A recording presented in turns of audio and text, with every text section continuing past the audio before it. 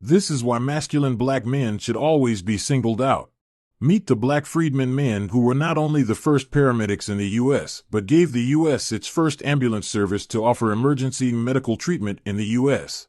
Prior to the mid-1960s, the U.S. medical system had yet to make advances in emergency care, while accidents and injuries were frequent. Ambulance service in the U.S. was typically provided by the police, while funeral homes provided ambulance service in the suburbs. Wait times were often longer for service in predominantly black neighborhoods, especially in the economically depressed section of Pittsburgh, Pennsylvania. Then, 25 black men recruited from the nearby Hill District of Pittsburgh stepped up to receive training to help their own at what was known then as the Freedom House.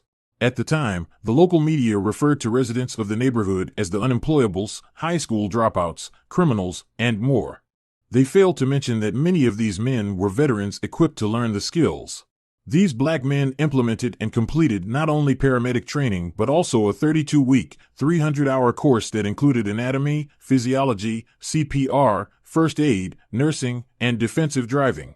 They started operations in 1968 with just 2 ambulances, breaking medical ground by providing unheard-of standards of emergency medical care for patients en route to hospitals.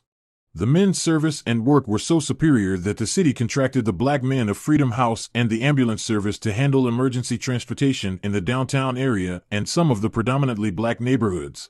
They were also beginning to be requested more frequently by callers to the police. Based on records, these black men responded to almost 6,000 calls in their first year and transported more than 4,600 patients with a response time of less than 10 minutes. Despite the successes, the black paramedics still faced racism from hospital staff and white patients, as well as discrimination by some city governments. This did not stop their greatness and the impact of their work, as the ambulance/EMT model designed and proven for use by the black paramedics was eventually adopted by the National Highway Traffic Safety Administration as the official ambulance standard. This is what you see now. The EMS workforce today is majority white and around 8% black. Most people do not know that this profession began with black men and has roots in a black neighborhood in Pittsburgh, Pennsylvania. For Black Freedmen, there is nothing we have not impacted. Freedom House paramedics everyone.